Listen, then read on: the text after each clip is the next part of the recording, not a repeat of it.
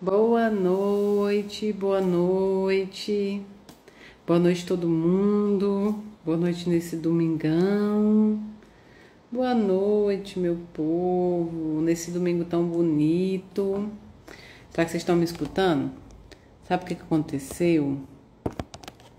Eu quebrei eu quebrei sem querer. Como é que chama? Aquele negócio que coloca o celular e agora eu tô apoiando ele num computador para ele ficar mais ou menos pra gente conversar. Por isso que eu tô um pouquinho distante, porque eu quebrei. Esqueci o nome, é aquele que a gente coloca o celular, né? E aí eu agora tive que improvisar, mas eu queria muito entrar para falar com vocês. Estava com saudade, estava aqui fazendo os estudos, lendo, estão ouvindo, né? Então que bom. Como é que vocês estão nesse domingo? Como é que passaram o sábado? Ó, tá sem áudio ou tá com áudio, gente? Márcia falou que tá sem áudio. Vê aí se tá sem áudio. Se não tiver, dá um ok aí pra mim, que estão ouvindo. E como é que passaram esse final de semana? Como passaram o sábado? Deixa eu ajeitar aqui. Porque fica caindo agora, né? Fui quebrar o suporte. Oi, Ana, um beijo, querida. Pois bem, eu estava fazendo meus estudos, estudando. Você sabe que a gente vai ter o Dia da Saudade no dia 2 de novembro e tenho alguns compromissos no mês de novembro inteiro, né? A gente fez uma live muito bonita com a Fraternidade Sem Fronteira, um esquenta, sábado, agora dia 26, e vamos fazer dia 16 de novembro em Campo Grande, né? Mato Grosso do Sul. A gente vai fazer uma live com a Fraternidade, um encontro, né? Da fraternidade, então vai eu, o pastor Milton, a freira, o pai de santo, vai ter todas as religiões lá conversando e falando sobre Deus, sobre amor. Então sejam muito bem-vindos. Dia 24 nós temos Franca no Conesp Fran, no Congresso Espírita. Eu vou gravar com a doutora Ana esse mês ainda, e aí eu vou divulgar para vocês qual a data que vai no ar. No dia 29 eu tenho a Casa de Amor Luiz Felipe, que é em Lusiânia ou é Anápolis? Eu vou ver direitinho, mas eu vou colocar, tá? Para vocês aqui. Então, a gente tem um mês inteiro de bastantes compromissos. Então, eu preciso estudar, né? Estudar as palestras, estudar as coisas para passar para vocês também, para adequar a fala. Sempre com o meu jeito, né? Que vocês conhecem. Não consigo decorar livros e falar o que está decorado. Mas juntando a experiência, juntando o que Inácio Daniel fala sobre o assunto, os espíritos falam sobre o assunto e passando. Então, passei esse final de semana um pouco estudando isso também e preparando o Dia da Saudade. Vai ser um dia magnífico para a gente ressignificar esse dia que para alguns irmãos nossos é tido como um dia de muita dor. Os nossos irmãos católicos, eles chamam dia de finados. Nós espíritas não acreditamos no fim da vida, né? Finados vem de finitude e nós não acreditamos. Nós acreditamos na vida após a vida. Apenas o que morre é o corpo material. O espírito nunca, nunca, jamais morrerá. Então, no dia 2, vai ter Mayra, Eduardo Gibelli, Etcheverry, Roda Viva, com vários amigos do movimento espírita, da FEB, de muitos lugares bacanas. Patrícia Flamarion, Max Lânio, vão estar comigo, Geraldo Kern, vão estar comigo no Roda Viva falando sobre espiritismo.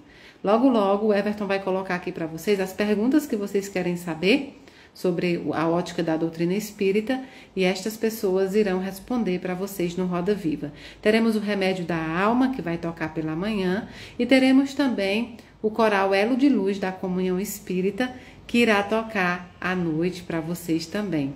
Então, nós temos coral Elo de Luz da Comunhão Espírita, teremos Remédio da Alma, teremos Eduardo Gibelli palestrando, Flamarion Vidal, Geraldo Kern, Max Lânio, Patrícia, Mayra e muita coisa boa. Teremos passe, teremos dinâmica com a psicologia também, teremos tudo. Abraços, muitos abraços. Teremos um dia de ressignificação desse dia. E você é nosso convidado. Você é convidado a participar desse momento tão bonito. É um dia juntinhos, para que a gente possa nos abraçar.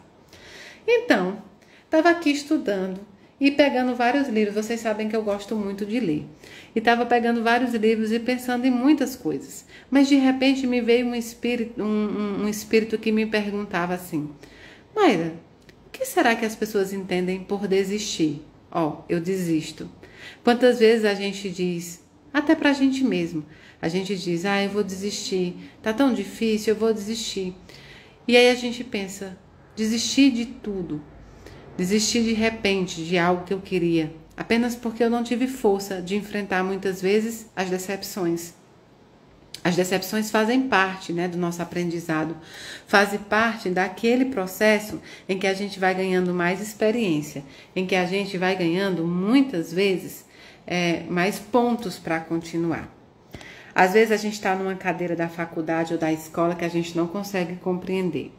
Eu vou dizer para vocês que quando chegava em geometria eu tinha um problema danado de compreensão sobre a geometria. Eu pensava que eu nunca ia conseguir. Mas eu precisava passar aquilo ali, porque eu não tinha como desistir.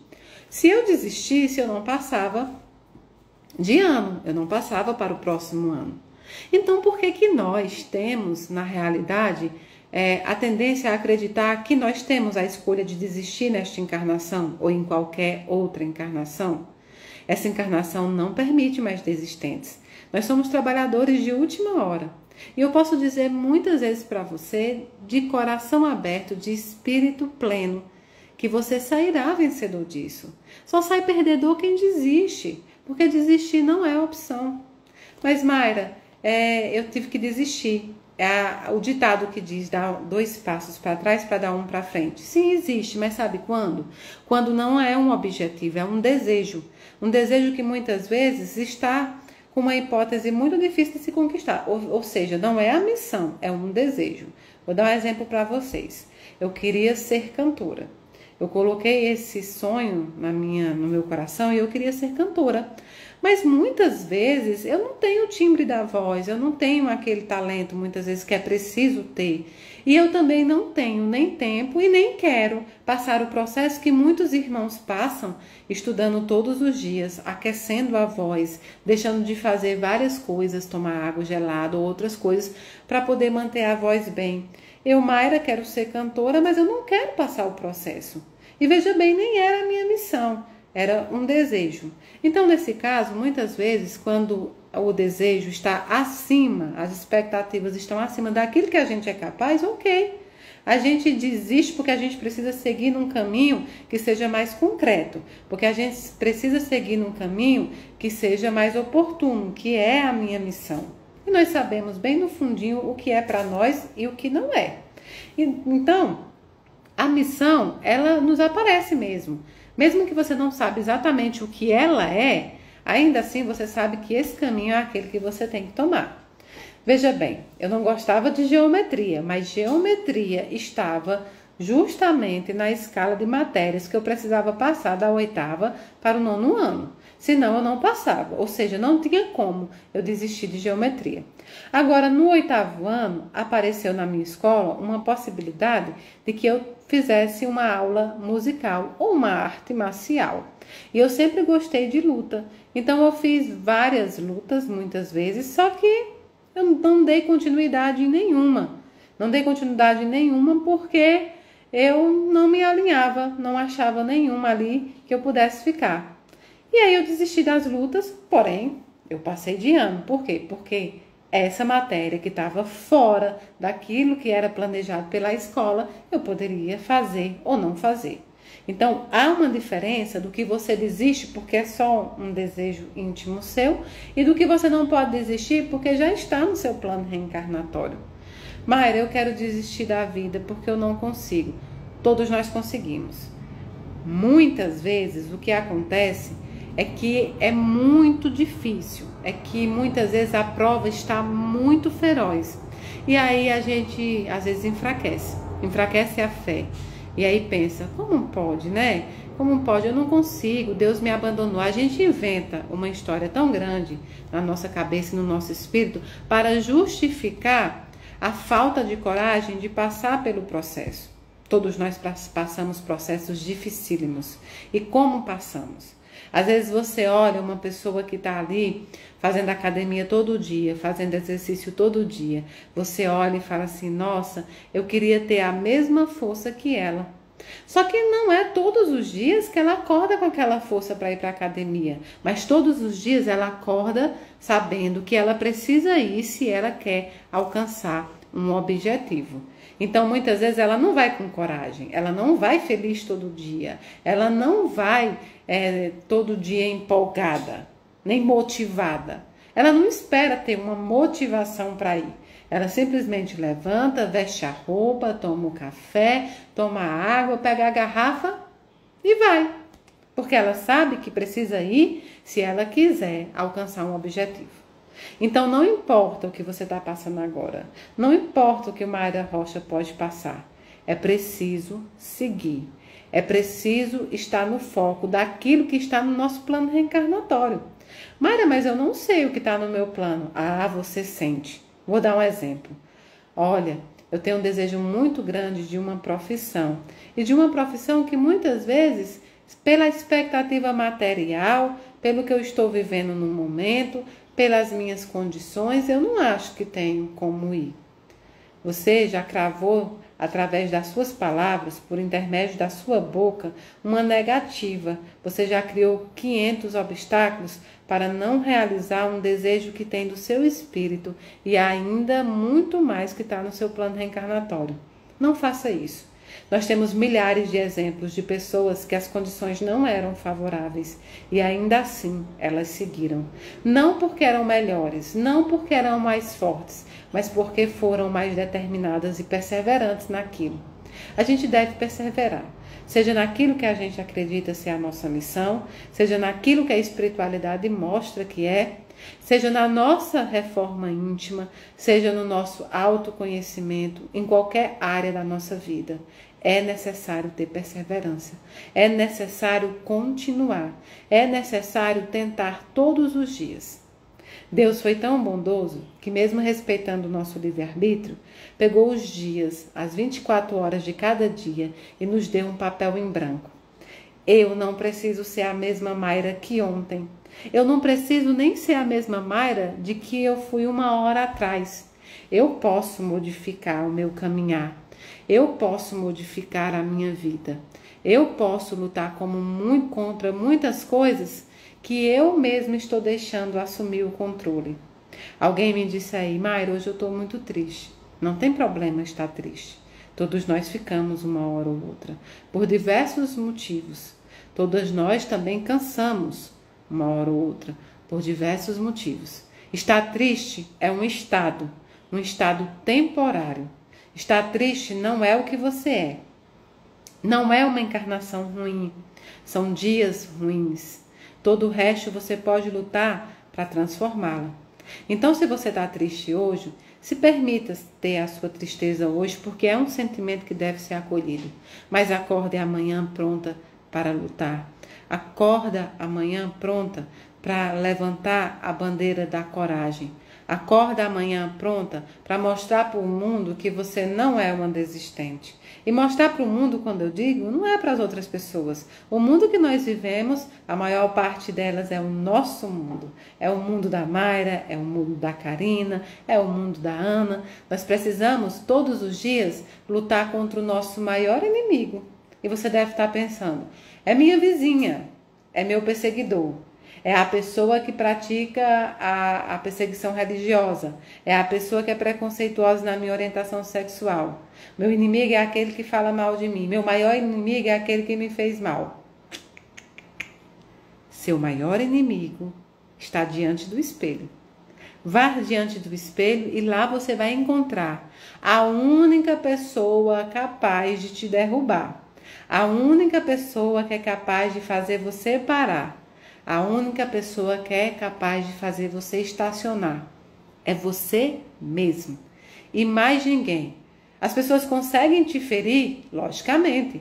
As pessoas conseguem te deixar triste? Por um momento, sim. Por um tempo, sim. Mas cabe a você entender que essas pessoas não coordenam a sua vida. Essas pessoas não coordenam a sua encarnação. Essas pessoas têm pouco poder naquilo que você é capaz de fazer. Quem tem muito poder é você. Você pode alcançar a vitória porque você está correndo atrás disso, ou você pode ter uma derrota porque você buscou isso também. E eu sei que é muito difícil entender, porque, Mari, então tudo é culpa minha. Nós não estamos falando de culpa aqui. Nós estamos falando de força. Nós estamos falando de pessoas que mesmo sem ter coragem, que mesmo que nos tenham dias ruins, que mesmo que o estado seja triste muitas vezes, elas levantam e elas lutam. É isso que a gente está falando. A gente não encontra motivação todos os dias, nós não estamos felizes o tempo inteiro, mas eu posso ter pequenos momentos de felicidade todos os dias. E eu posso olhar para o espelho e dizer, bom, hoje eu estou desencorajada, hoje eu estou desmotivada, mas eu preciso achar uma motivação em mim mesmo para caminhar. O meu maior inimigo sou eu mesmo e mais ninguém. O resto é apenas instrumento. O resto é apenas uma pessoa que ainda não compreendeu o processo das outras. É simplesmente isso. Eduardo Gibelli falou bem. As pessoas são mais frágeis do que perversas, são mais ignorantes do que maus. Então, não deixe a sua vida, a sua encarnação, seus compromissos reencarnatórios, não deixe a sua felicidade e principalmente a sua paz na mão dos outros. Nossa paz é tão cara, assim como nossa saúde mental e física é tão cara, é tão preciosa, é tão maravilhosa para que a gente deixe na mão das outras pessoas. Assuma a rédea da sua vida, mesmo que alguns dias o cavalo insiste em não andar, mas você vai estar lá. Você vai estar lá o tempo inteiro, segurando nas rédeas. Alguém me perguntou, Mari, como saber a minha missão? Sabe de uma coisa? Eu acho que profundamente, eu nunca soube a minha missão certa, determinada. Porque eu sempre busquei missões. Eu não fiquei esperando o mentor me dizer, essa é a sua missão. As missões foram aparecendo pela necessidade dos outros, pela necessidade que a Mayra tinha também de se melhorar. As minhas missões foram aparecendo com a minha espiritualidade, porque eu fui vendo em que lacunas eu poderia entrar para ajudar a preencher. Então, eu não esperei o tempo para que o mentor dissesse, a sua missão é a psicografia, a sua missão são os recados, a sua missão é a caridade. Pelo contrário, eu fui exatamente buscando cada vez mais missões. Eu fui exatamente buscando cada vez mais lacunas em que eu pudesse preencher. E das muitas vezes que eu me achava fraca ou incompetente, Deus me capacitou. Deus não escolhe as pessoas capacitadas, Ele capacita os escolhidos. Então, olha, eu me lembro que quando eu fui fazer o curso de Direito, eu tinha um sonho, que era fazer medicina. E não aconteceu. Não aconteceu por diversos motivos. E o principal dele é que eu desfoquei. Eu desfoquei na época dos estudos e eu não tentei mais o vestibular. E depois eu fui trabalhar. E eu precisava de uma profissão que me adequasse e que me desse também resultado financeiro naquele momento. E oportunamente, por uma oportunidade, me surge o direito. Estudando para concurso, eu conheci o direito. E então eu ali conheci a parte do que seria uma missão para mim também, uma missão de vida. Eu não esperei, eu sabia que a medicina estava longe daquele caminho que eu tinha que seguir, mas eu não esperei por ela sem lutar por outras coisas. Eu fui buscando cada vez mais me adequar. Quando eu comecei o trabalho espiritual, eu não sabia o certo qual era a minha missão. O núcleo dela sabia que era consolar. O núcleo dela eu sabia que era chamar as pessoas para o estudo, para conhecer o Espiritismo. Isso eu sabia. Mas eu não sabia exatamente qual era a minha missão. Então, um belo dia, eu pensei comigo mesmo, eu preciso preencher lacunas que estão abertas.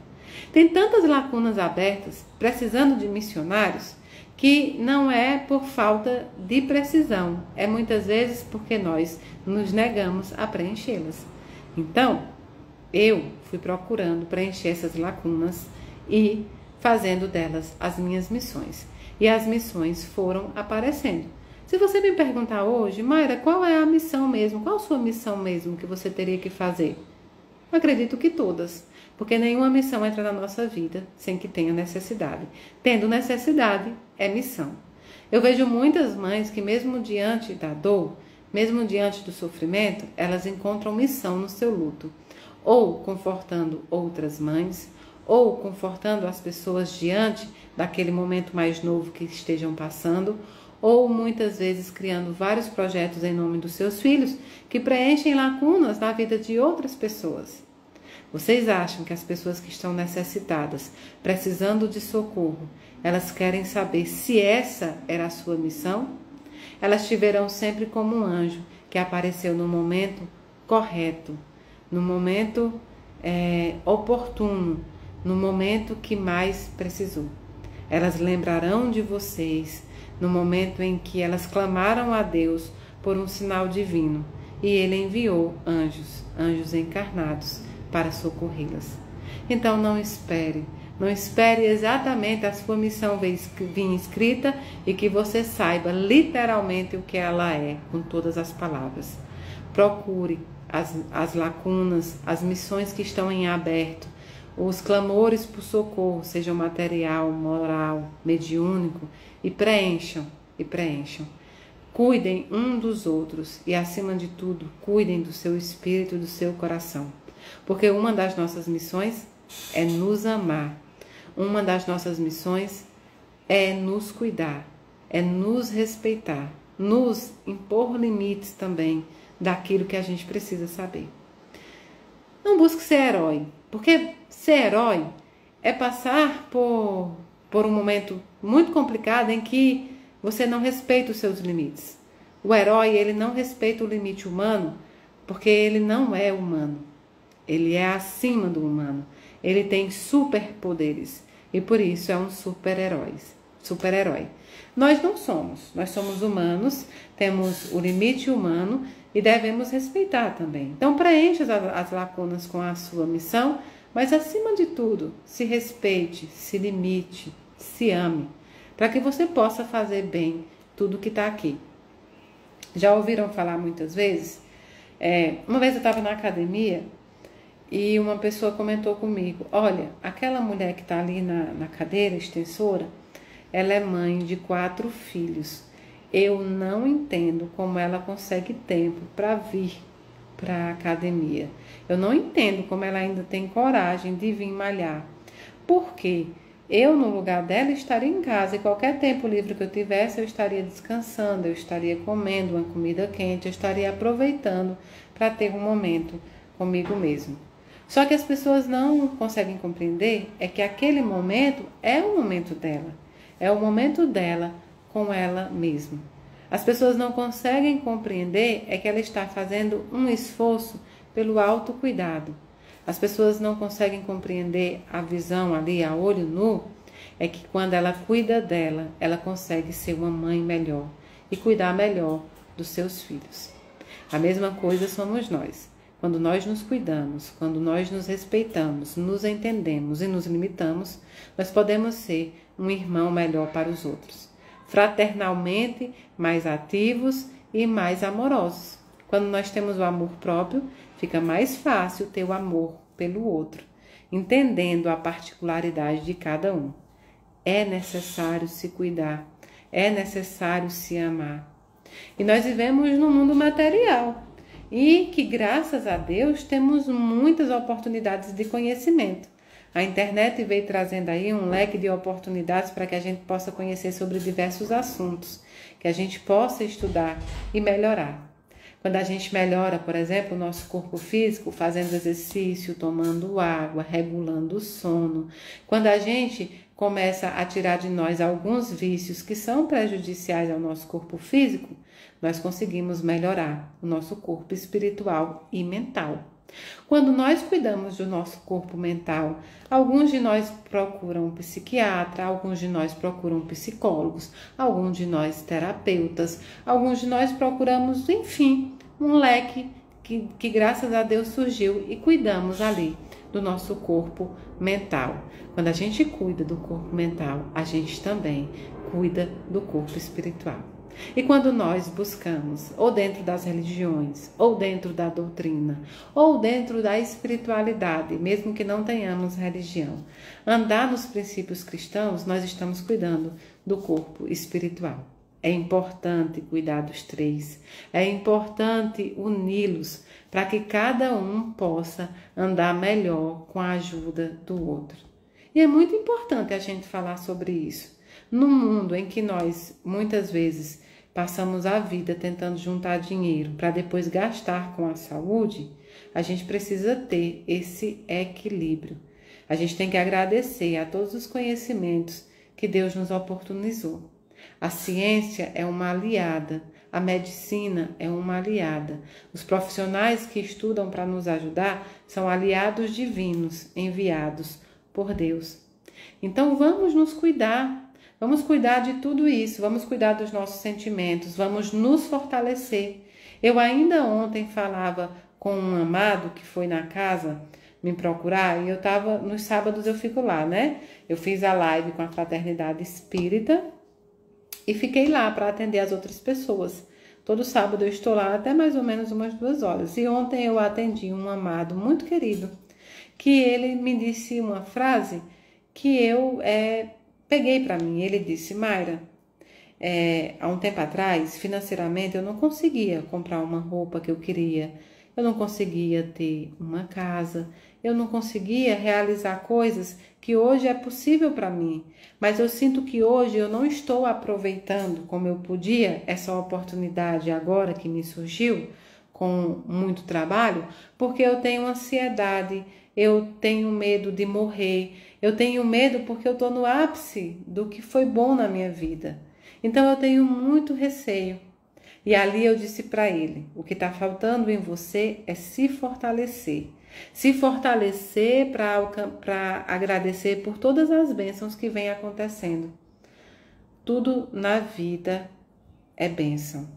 Tudo na vida é aprendizado.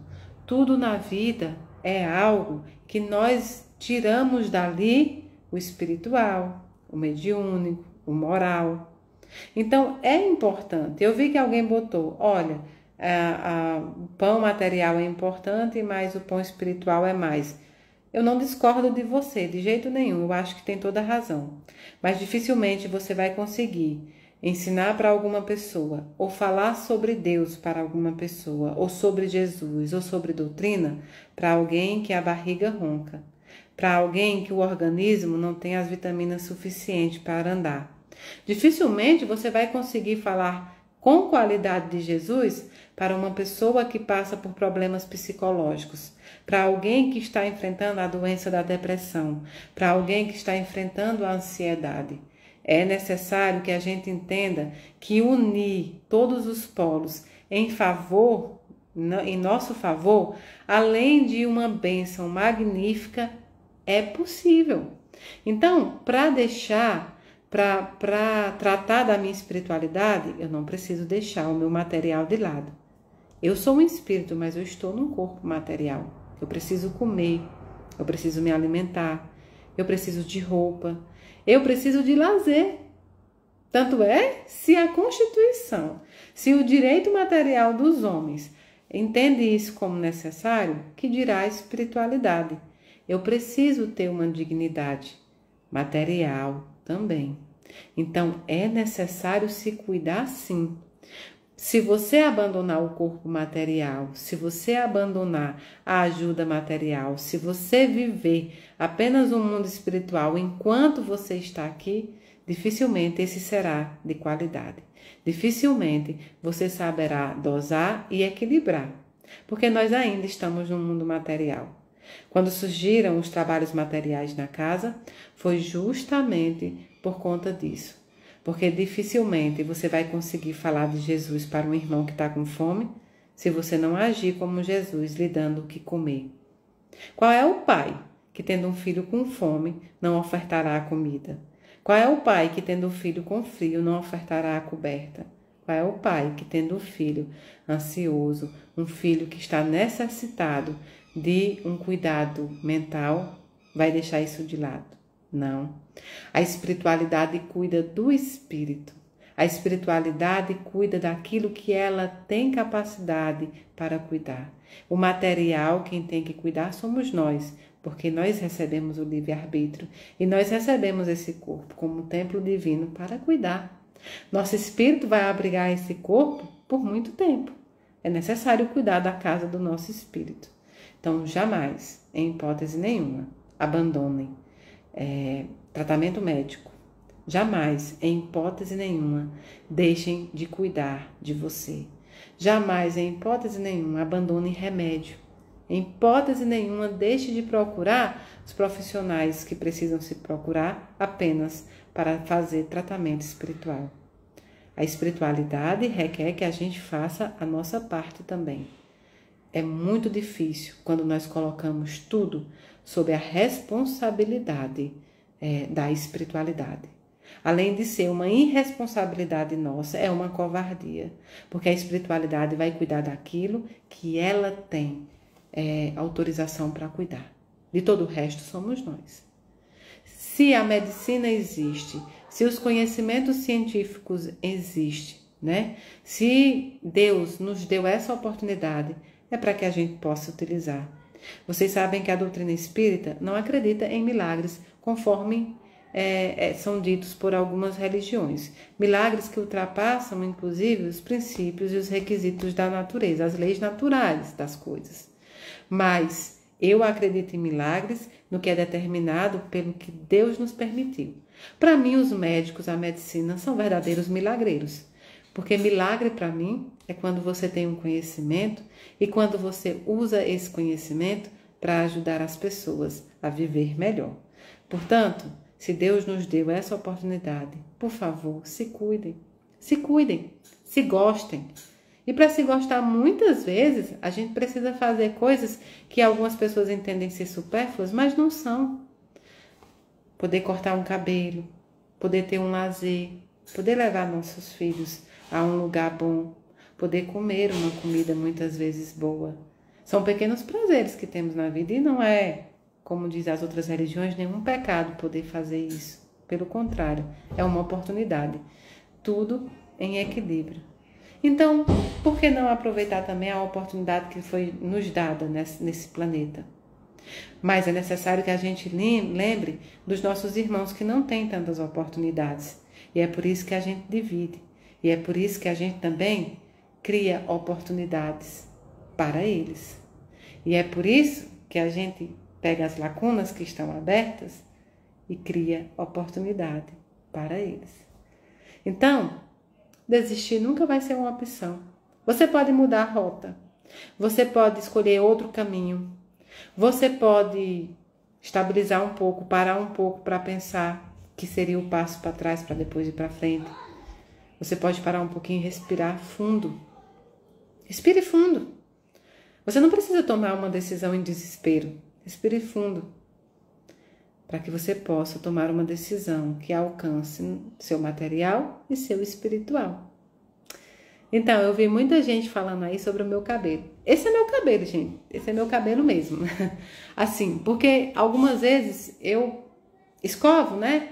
Pra live e tudo. Só que aqui em Brasília tá chovendo muito. E aí, em época de chuva, eu deixo ele natural mesmo, né?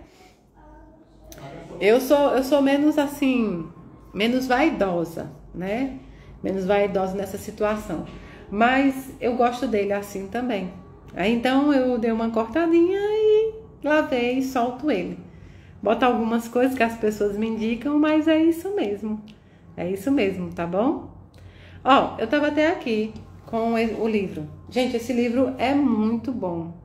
Esse livro é bom pra gente analisar ele diariamente. Esse livro, eu posso dizer sem sombra de dúvida, né, para vocês, que é um dos melhores livros espíritas que eu gosto, né? Um dos melhores livros. Eu amo esse livro, eu acho que eu já li ele inúmeras vezes e todos os dias eu ainda leio.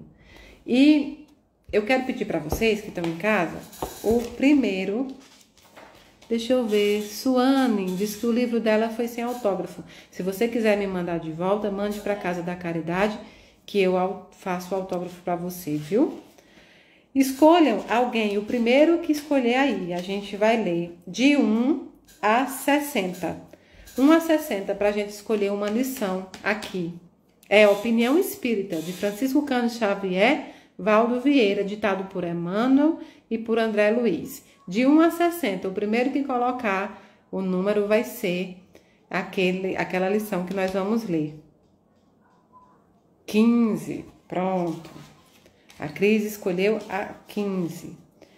15, Ao Médium Doutrinador. Página 71.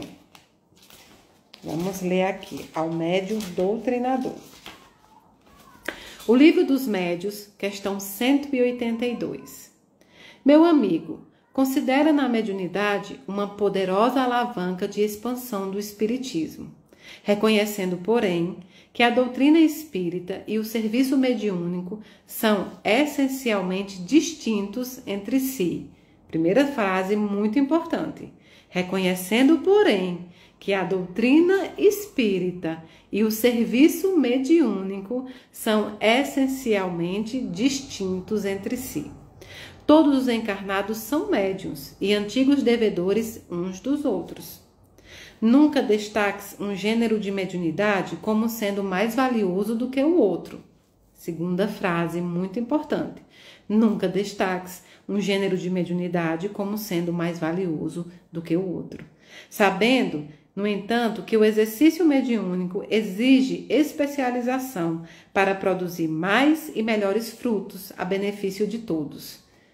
Essa lição só tem frase importante, mas essa é muito importante, que o exercício mediúnico exige especialização. O que é especialização? Estudo. Exige estudo, exige reforma íntima para produzir mais e melhores frutos. Eu digo muito para as pessoas, Mayra, porque você não sabe falar sobre determinado assunto, por exemplo? E aí eu penso, não, eu preciso estudar. Não, mas aí o seu mentor não pode dizer para você? Não, eu não posso ter a facilidade de ensinamento por osmose. Eu não posso querer que os mentores e que os espíritos me passem todo o conhecimento sem que eu corra atrás, sem que eu vá correr atrás de me especializar e de aprender para ser um melhor instrumento. Uma enxada, ela é um instrumento, mas se ela não estiver afiada e se ela não estiver em constante trabalho, ela não será um bom instrumento. Se a pessoa que vai pegar nessa enxada não souber manuseá-la, ela também fica inútil. Do que adianta Mayra Rocha ter um saxofone se ela não sabe tocar? Do que adianta Mayra Rocha ter um trompete se ela não tem conhecimento para tanto? É necessário que você busque o conhecimento. E na mediunidade também é assim. A mediunidade existe sempre como fonte de bênçãos, desde que exercida com devotamento e humildade. A mediunidade, ela é um devotamento, sim, ela é um sacerdócio, porque é quando você utiliza a mediunidade em favor do outro, em favor do irmão. Isabel Salomão tem uma palestra que é maravilhosa, que ela fala que para ser espírita precisa apenas de boa vontade. Não, me tornei espírita, boa vontade já basta. Para permanecer espírita depende de muitas outras qualidades, qual seja reforma íntima, humildade, perdão e muitas outras coisas para se manter dentro da doutrina espírita. No burulhamento de faculdades mediúnicas, situa a feição fenômenica do justo lugar para não te distraíres com superfluidades e inconsequentes. O aspecto menos importante da mediunidade reside no próprio fenômeno. Opa, importantíssimo. O aspecto menos importante da mediunidade reside no próprio fenômeno. O que é que eu digo para vocês? A carta, ela é boa. A comunicação é maravilhosa, mas ela não é o principal objetivo de um médium. Ela não é o principal objetivo de um espírita. Ela sequer é aquilo que vai ser substancial na sua vida. Não é a comunicação mediúnica, não é o fenômeno. Pelo contrário, é aquilo que você consegue compreender diante daquele fenômeno. Muita gente vão à procura de um ente querido e não recebem carta ou recado, mas chegam lá e têm a valiosa experiência da existência da vida após a vida. E ali se começa uma reforma íntima, porque a partir de então eu tenho certeza de que existe uma continuação da vida e que eu vou ser requerida lá pelos atos que eu comecei a plantar aqui. A nossa vida eterna começa aqui. Portanto, não é o fenômeno, é aquilo que ele pode oportunizar para que a gente possa continuar. A carta, ela é um analgésico. Durante um momento, ela vai tirar a sua dor. Mas se você não buscar, se você não se fizer a autorreforma, mudar os seus caminhos, a dor vai voltar novamente e às vezes muito maior. E o fenômeno não é o que vai preencher a sua vida. É o conhecimento da doutrina, é a vivência da doutrina. E eu me arrisco a dizer que é assim em todas as religiões. A gente está falando da doutrina espírita por ser um livro espírita, mas esse ensinamento serve a todas as religiões. Relacionam-te, pois, com o fenômeno quando ele vem a surgir espontaneamente em tarefas ou reuniões que objetivem finalidades mais elevadas que não o fenômeno em si, usando equilíbrio e critério na aceitação dos fatos. A provocação de surpresas em matéria de mediunidade não raro gera perturbação. É como a mediunidade, seja ela de que tipo ela for, os fenômenos que acontecem, seja ele de que tipo for, não servem para mostrar para as pessoas, não servem para nos amostrar, não serve para levantar o nosso ego, não serve para que a gente tenha que comprovar para alguém ou queira comprovar para alguém a existência dos espíritos ou o espiritismo. Os espíritos nunca precisaram de defesa. Os espíritos nunca precisaram que a gente provasse a sua existência. Eles existem e, por existir, eles procuram trazer para eles os adeptos que queiram utilizar o conhecimento dessa existência para seguir bem e melhor. Jamais perca a esperança ou a paciência no trato natural com os nossos irmãos enfermos, especialmente quando médios sob influenciação inferior, para que se positive a assistência espiritual desejável. Quem aguarda em serviço o socorro da divina providência vive na diretriz de quem procura acertar. Olha que bonito! Vive na diretriz de quem procura acertar. Mayra, os médios, eles sofrem obsessão? Eles sofrem muitas vezes os ataques, tanto espirituais, de desencarnados, como dos encarnados? Sim, sofrem. E são mais suscetíveis se eles não estiverem fazendo o caminho correto. Se nós não estivermos no caminho buscando a evolução, buscando a reforma íntima, e se nós deixarmos o nosso orgulho, o ego humano subir, achando que a mediunidade é algo pertencente a nós, ou que a mediunidade é um dom, ou que a mediunidade vem para trazer fama, ou vem para trazer dinheiro, ou vem para trazer qualquer outra coisa que não seja o trabalho para o bem, nós podemos cair na lábia de espíritos inferiores, tanto encarnados como desencarnados, porque nós nos tornamos suscetíveis a eles. Então, os médios precisam conservar a humildade. E quando eu falo em humildade, é a humildade de perceber quando devem, muitas vezes, se burilar, se reformar, mudar a rota, mudar tudo isso. Eu me lembro, e eu contei em alguma palestra, que um dia eu fui convidada para fazer uma live. um live com as pessoas, né, com uns irmãos espíritas, e que eles haviam me mandado o roteiro das perguntas. É sempre muito educado mandar o que mais ou menos vai se perguntar, para não pegar ali o palestrante nem o convidado de surpresa. Então eles me enviaram e tinha muitas perguntas ali. Eu estudei as primeiras, né? Eu comentei com o Daniel, eu estive ali com o Daniel nas primeiras, e aí nas 5 últimas eu fiz uma contabilização de horário. E Daniel disse, olha, você vai estudar todo esse resto, nós já estudamos isso e você vai procurar entender mais esse assunto. Porque é um assunto que sai também da seara espiritual e está muito inerente à seara material. Estude porque se eles perguntarem, você vai conseguir falar sobre esse assunto, usando a espiritualidade, mas acima de tudo, usando o conhecimento que você buscou.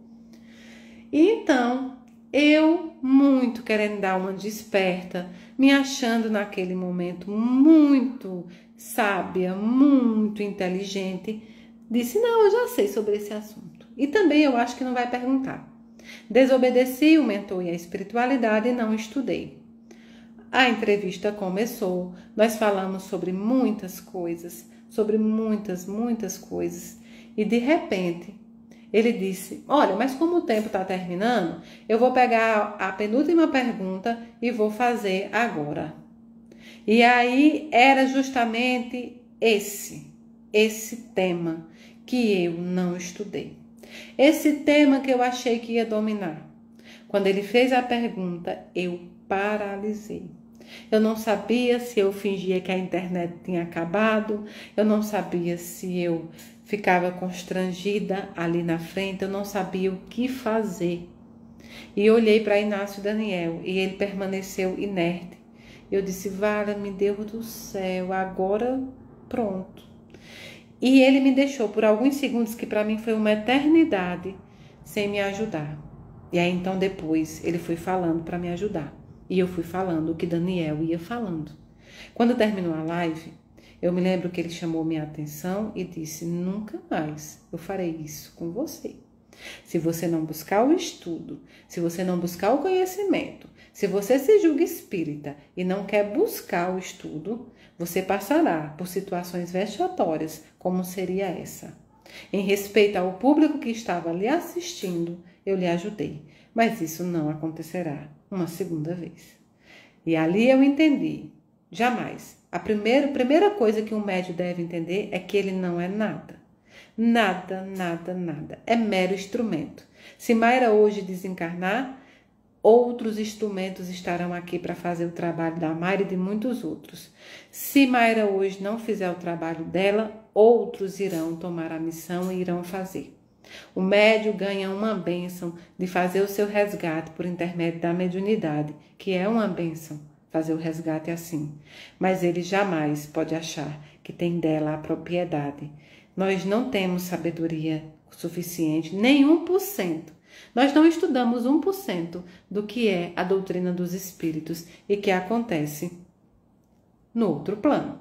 Então, todos os dias que eu acordo para limitar. Eu acordo para me limitar, para me burilar, para entender. Então, eu amo o carinho de vocês, amo o carinho de vocês, amo quando vocês dizem que me amam, amo quando vocês dizem que o trabalho foi muito útil na vida de vocês ou que ajudou muito. Mas todos os dias, quando eu escuto isso, eu coloco dentro de mim. Nada foi feito por você. Nada pertence a você. O trabalho não é seu. As mensagens mediúnicas, então, aí é que não tem nada a ver. Você é mera escrevedeira. Se não fosse a espiritualidade e os espíritos, você não poderia fazer exatamente nada. Nem as palestras que eu busco estudar. Se não fosse a ajuda da espiritualidade, se não fosse a mão amiga de Deus, eu não estaria nem aqui falando com vocês. Portanto, a mediunidade é um instrumento para o bem, mas não pertence ao médium, pertence ao Criador. Mobiliza compreensão, tato e paciência para equacionar os problemas que estejam subjugando os enfermos desencarnados, elucidando-os com manifesta indulgência quanto à realidade. maior no que tange ao fenômeno da morte, ao intercâmbio mediúnico, ao corpo espiritual e às outras questões afins. A palavra indisciplinada traumatiza quem ouve. Analisa com prudência as comunicações dos espíritos sofredores, segundo a inspiração do amor e a segurança da lógica, aquilatando-lhes o valor pelas lições que propiciem inequivocadamente a nós mesmos. O bom senso é companheiro seguro da caridade. Quando ele fala isso, eu me lembro que uma vez, depois de muitas psicografias, e algumas delas de espíritos que as outras pessoas encarnadas julgam como inferiores, ou pelo motivo do desencarne, ou pelo tempo que desencarnou, ou por qualquer outra coisa que no julgamento humano possa, possa ter, Possa ter. Então, deixa eu ver aqui. Uma pergunta que passou, eu não vi. Depois eu vejo, tá? Então, as pessoas começam a julgar os espíritos ou as comunicações dos espíritos por intermédio daquilo que elas acreditam que sejam. Ou seja, eu li 500 livros e eu coloquei todos os espíritos dentro de uma caixinha onde eu acredito que todos eles são iguais. Se desencarnaram iguais, se passaram a vida de forma parecida ou qualquer outro tipo de coisa, não é? Então, eu ali faço o meu julgamento. Então, depois de muitas cartas, eu via que as pessoas julgavam como era que aquele espírito estava falando de uma forma tão bondosa e tão amorosa, tendo desencarnado de tal forma, ou tendo tão pouco tempo de desencarnado, ou qualquer outra coisa que seja. E eu pensava, como a gente tem, Como a gente tem a mera inocência, eu vou chamar de inocência, ou a mera ignorância de achar que nós somos capazes de julgar a vida espiritual das pessoas. Eu me lembro que o Daniel disse, não importa a forma de desencarne, como eles viveram, o que eles fizeram. Todos os espíritos que vêm falar com o médium merecem respeito e, acima de tudo, admiração. Eles são mais experientes do que nós nesta encarnação, porque fizeram a passagem antes de nós. Então, sempre que você for falar com um espírito ou sobre ele, tenha o respeito de entender que ele tem mais experiência neste momento do que você. E você pode tirar dessa comunicação bons frutos. Mas o respeito acima de tudo. Compenetra-te dos teus deveres sagrados, sabendo que o medianeiro honesto para consigo mesmo chega à desencarnação com a mediunidade gloriosa, enquanto que o medianeiro negligente atinge o rio da morte com a tortura de quem desertou da própria responsabilidade. A mediunidade não se afasta de ninguém. É a criatura quem se distancia do mandato mediúnico que o plano superior lhe confere. É a criatura que se afasta do mandato mediúnico que o plano superior lhe confere. Quando um médium erra, quando a pessoa do médium erra, não é a espiritualidade que errou, não é o espiritismo que não deu certo, não é o mandato mediúnico dele que fez com que ele fizesse isso. São os seus comportamentos humanos encarnados, aqueles que usa sim do caráter, da moral, de muitas outras coisas que ele deixou transparecer, que ele deixou subir, que ele deixou crescer por cima do seu mandato mediúnico. Médios, padres, pastores, líderes religiosos e qualquer um de nós podem errar. Qualquer um de nós podem cometer erros. O importante é que a gente, além de corrigi-los, não os cometa mais. O importante é que a gente possa aprender com eles como caminhar de uma outra forma. E dentro da mediunidade é sempre muito importante buscar o equilíbrio, o respeito, buscar dentro da sua própria mediunidade a forma de melhorá-la. Sim, é possível aprimorar a sua mediunidade. Qualquer faculdade que você tenha pode ser aprimorada. Mas lembre-se, assim como no início desse item, não há uma mediunidade maior do que a outra. Não há um médium maior do que o outro, ou melhor. Isso inexiste. O que há são pessoas diferentes, com mandato mediúnicos diferentes, agindo de formas diferentes. Mayra não é melhor do que ninguém, nem do que alguém que tem a mediunidade de desobsessão, ou nem do que qualquer outro psicógrafo. Aliás, ao contrário, eu sempre me acho menor e muitas vezes mais infantil do que todos os outros.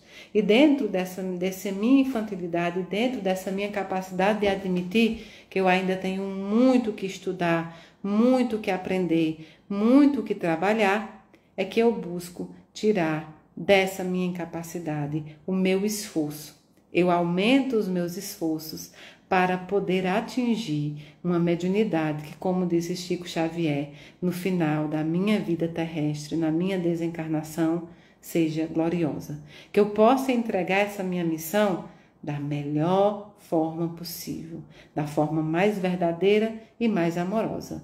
Não vou prometer para nenhum de vocês, como nenhum dos outros médios ou líderes religiosos podem prometer, que nunca errarei, mas posso prometer que diante dos meus erros sempre procurarei aprender. Eu acho que a vida é isso. Até dentro das profissões materiais a gente precisa agir dessa forma. Sou mesmo incapaz, já repeti isso 1000 vezes e fui muito criticada 1000 vezes, né? Por isso, né? Mas sou incapaz de julgar a mediunidade de quem quer que seja, ou a liderança religiosa, ou o mandato sacerdotal de quem quer que seja. Como posso julgar alguém se eu mesma ainda rastejo para alcançar a evolução? E nem quero essa batuta do julgamento. Deixo para as pessoas que têm conhecimento melhor. Deixo para as pessoas que acreditam que têm esse bastão. Deixo para as pessoas que nunca erraram. Deixo para as pessoas que já são espíritos extremamente evoluídos e que provavelmente, mesmo que eu desconheça aqui na Terra, sejam em inteira perfeição para apontar o dedo para qualquer pessoa que seja. Mayra Rocha só pode cuidar da própria mediunidade e muitas vezes ainda fracassa nesse cuidado, ainda precisa de empurrão, ainda precisa muitas vezes de entrar em disciplina. Então, vamos cuidar cada um daquilo que nós temos que cuidar, que é de nós mesmos, e buscar ajudar os irmãos em erro. No principal fundamento do Espiritismo é poder dar a mão àqueles que erraram. Porque quando Jesus foi chamado para o julgamento da mulher adúltera, ali foi uma pegadinha. Porque se Jesus dissesse para não apedrejá-la, Jesus estava indo de encontro com uma lei de Moisés, uma lei da época, e ele iria ser punido, porque ele estava indo de encontro com uma lei de pessoas que estavam ali estabelecidas para fazer o julgamento. Se Jesus dissesse para apedrejar, Jesus estava indo contra a lei divina, contra a natureza dos princípios que ele trazia à terra. Então Jesus deu a resposta dizendo com muita sabedoria: atire a primeira pedra aquele que nunca errou. E ninguém foi capaz de jogar a pedra.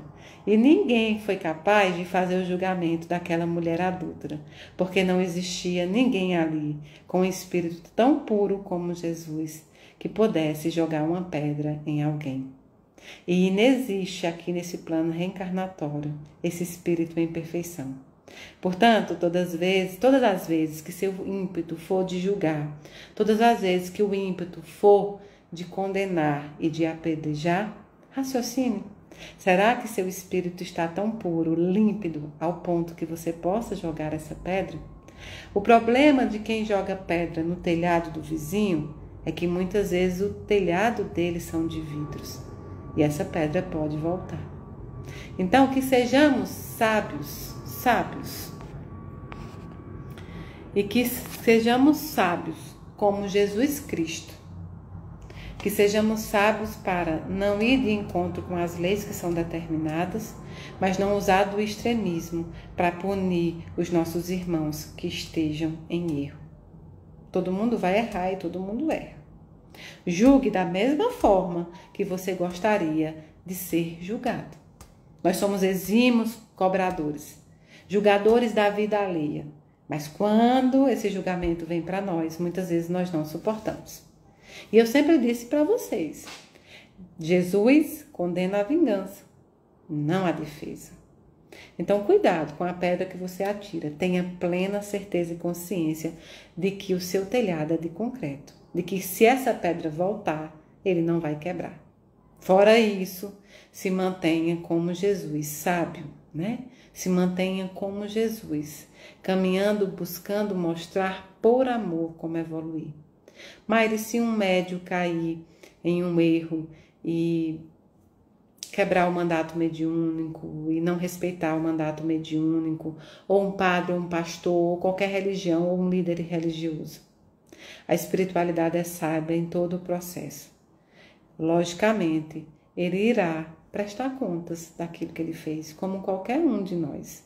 Certamente, ele irá ser cobrado por aquilo que ele deixou de fazer ou por aquilo que ele fez de forma equivocada. Como a gente sempre diz, a plantação ela é discricionária. Você pode plantar o que você quiser, mas a colheita é obrigatória. Porém, eu, Mayra, você que está em casa, não temos o bastão do julgamento. Nós podemos apenas julgar os nossos próprios atos. Alguém falou uma frase muito bonita aqui, ó, o cisco no olho dos outros, mas não vemos a trave que está nos seus olhos. Nos nossos olhos é verdade, é uma parte da Bíblia que eu gosto muito, que é justamente isso. Será que a gente tirou já a trave dos nossos olhos ao ponto da gente ter suficiente conhecimento, suficiente bondade, suficiente rio límpido, rio claro, para apontar um julgamento? Será que antes de julgar você procurou esse irmão para ajudar? Será que você deu a mão? Isso é você que tem que dizer. Então, o mandato mediúnico, acima de tudo, tem que deixar de lado o seu ego. Ele não te pertence, ele pertence a Deus. E dentro desse mandato você pode fazer um belo trabalho. Quando a gente participa da política, por exemplo, a política material, ou talvez uma política dentro de uma escola, não é verdade? Às vezes a gente não tem, eu não sei se existe mais, posso falar uma bobeira, mas na minha época tinha eleição para diretor na escola. Várias pessoas poderiam se candidatar a diretor de uma escola. E ali os alunos e pais votavam e o diretor era escolhido ali. Um diretor, às vezes, fazia um bom mandato. E por muitas vezes se repetia esse mandato até que ele não pudesse mais. Alguns outros que eu passei prometiam, né? Prometiam um bom mandato, eu vou fazer a escola evoluir, os alunos vão ter mais isso, mais aquilo. Durante aquele momento ali que eles estavam, né, se candidatando, eles nos traziam uma visão do que iriam oferecer com esse mandato. Mas quando entravam lá, não faziam nada daquilo. Não usavam o seu mandato, né? Não usavam aquilo que eles poderiam fazer de bom com aquilo que era lhe dado. Então, não é a questão do que se tem, da missão que se tem, mas de como você condiciona ela ao bem.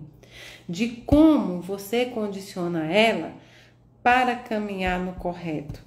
Mesmo que muitas vezes ela desvie, você tem sempre o leme. Você tem sempre ali a direção. Volte ela para aquilo que ela tem que seguir. Em tudo na nossa vida. Às vezes você está lá no trabalho e aí você faz algo que... Uma pessoa me mandou uma mensagem no Instagram também, no direct, que ela disse que estava muito triste com ela mesma, porque ela falou mal de um colega de trabalho e ele soube. E ela ficou muito mal com isso. E eu senti que ela realmente estava mal por ter feito isso. E eu disse para ela, bom, agora já foi feito. O que você pode fazer é pedir perdão a esse colega de trabalho, dizer para ele que você não fará mais isso. E também utilizar esse comportamento que você teve para poder agir com os outros. E, acima de tudo, procurar entender. Você se sentiu mal porque foi pego ou você se sentiu mal pelo ato que você praticou? É necessário que a gente tenha se sentido mal pelo que foi feito. E não porque foi pego ou porque foi visto. É assim na vida espiritual, é assim na vida material. É sempre tentando se melhorar e nós ainda rastejamos para isso. Então, foi muito bom estar com vocês nessa noite de domingo, né? Muito bom. Deixa eu ver aqui.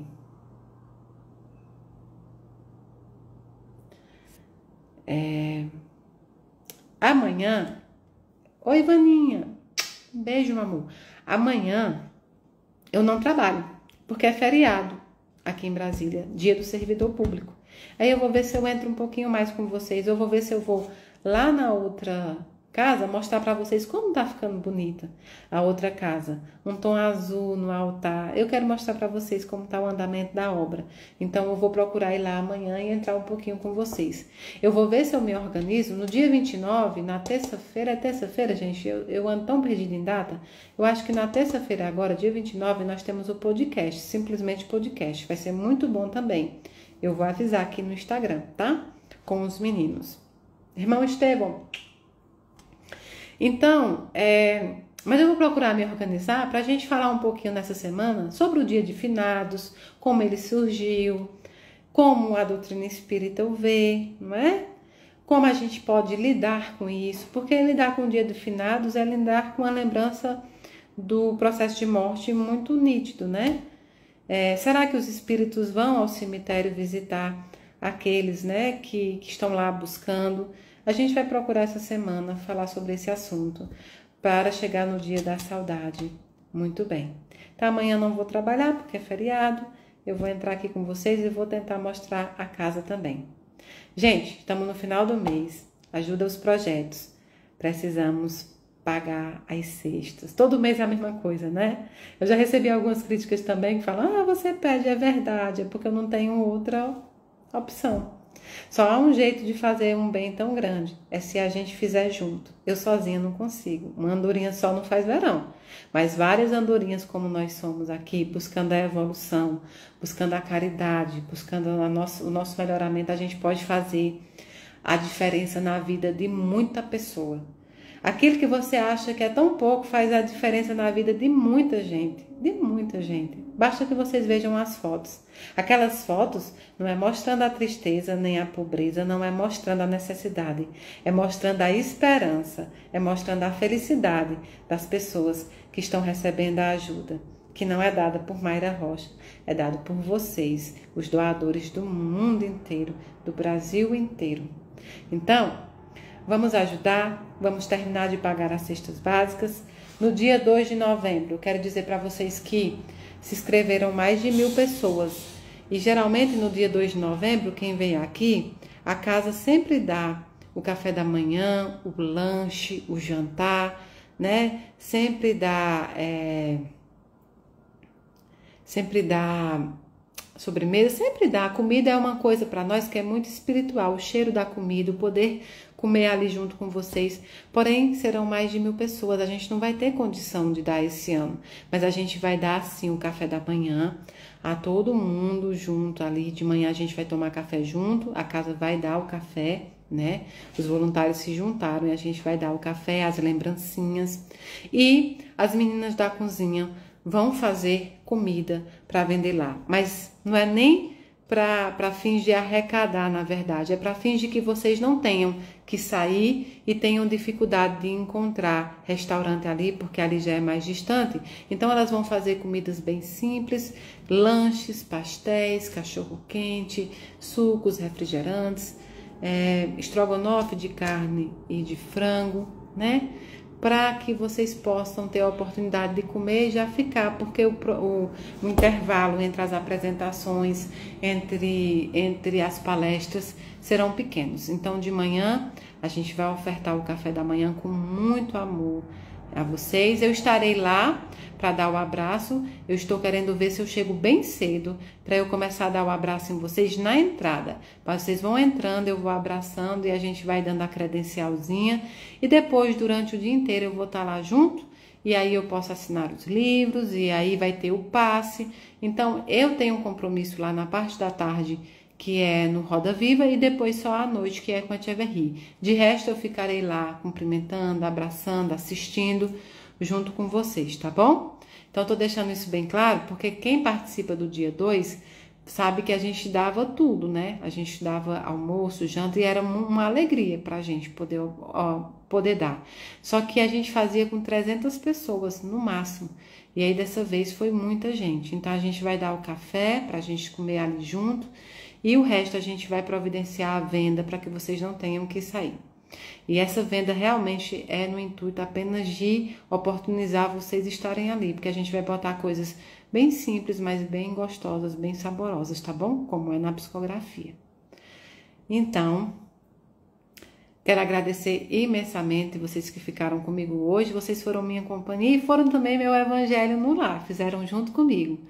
Muito obrigada por tudo. A gente vai se ver terça-feira no Simplesmente Podcast. A gente vai se ver dia 2 de novembro. A gente vai se ver dia 16 de novembro em Campo Grande, Mato Grosso do Sul, com a Fraternidade Sem Fronteiras, que é um trabalho lindo. A gente vai se ver em Franca, com Nesp Fran, dia 24, mas o Conesp Fran começa dia 23.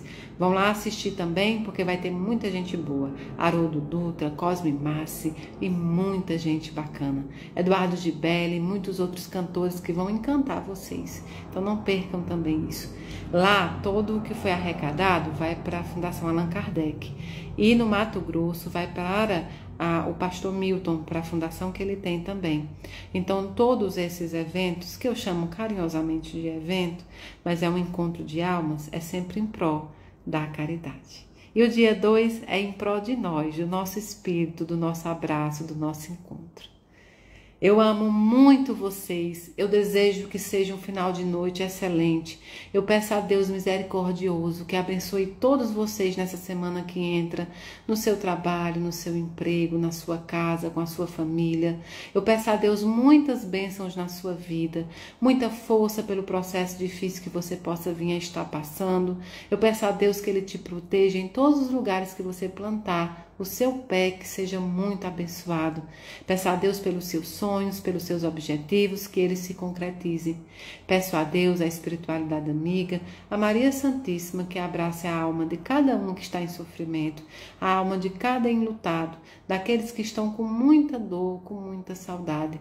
Eu peço a Deus por vocês, que Ele proteja seus lares, suas famílias, suas relações, que Ele proteja a sua saúde física, mental e espiritual e que vocês sejam muito, muito abençoados. Que assim seja. Um beijo para vocês.